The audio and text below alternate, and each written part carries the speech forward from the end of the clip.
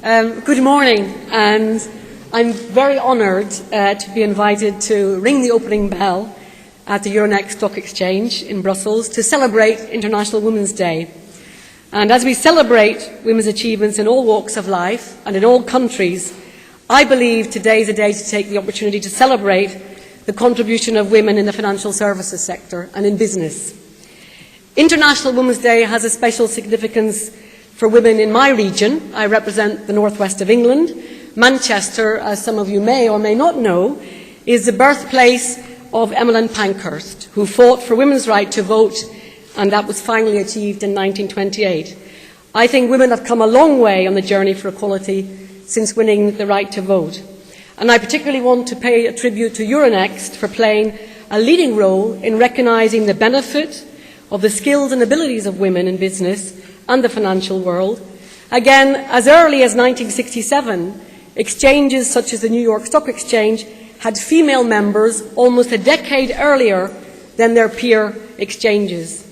Women first went to work on the floor of the New York Stock Exchange during World War II. And up until then, the floor had been all male-dominated, but as members and clerks were called into military service during that time, it was the women that stepped into Wall Street in a version of their own Rosie the Riveter, as we know from the American stories. Again, the New York Stock Exchange was ahead of the game and ahead of the London Stock Exchange, which only admitted women for the first time in 1973. Muriel Mickey Siebert became the first female member of the NYSE on the 20th of December. She broke a 175-year-long history in which only men had the privilege to be a trader. She later became the first woman to own and operate her own brokerage firm, and she helped open massively new opportunities for career women in Wall Street. So I think really it is a time to celebrate, as we do on March the 8th, women's achievements. We have witnessed, as many of you know, a period of turbulence in the financial world, with financial strain and uncertainty. There's been much debate, and controversial debate, I would say, with questions like, what if women ran Wall Street?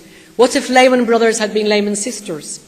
I don't really want to enter into that debate because I think it's better to focus on the future.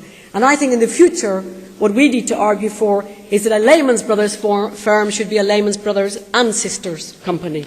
Many professional women I meet want equality. They want the opportunity to use their skills and demonstrate their capabilities. They want fairness, not favours.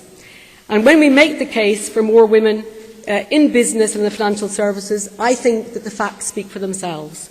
Women matter to the bottom line. You get better financial service. A greater degree of return on capital are seen in those businesses that have a mix of men and women in senior leadership roles. Organisations with more women in senior roles perform better financially.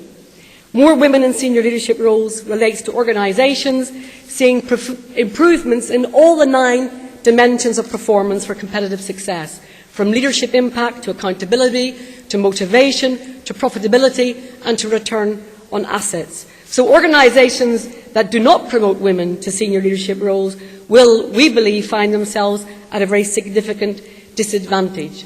As I said, particularly in a time of financial strain and uncertainty, women are critical in leadership roles. Studies have repeatedly shown that women leaders are much less likely to derail under stress, and they show less impulsive and less volatile behaviours. So perhaps I should just finish on a quote that I particularly like by Eleanor Roosevelt, which says, "Women are like tea bags. You never know how strong they are until they're put in hot water." Thank you.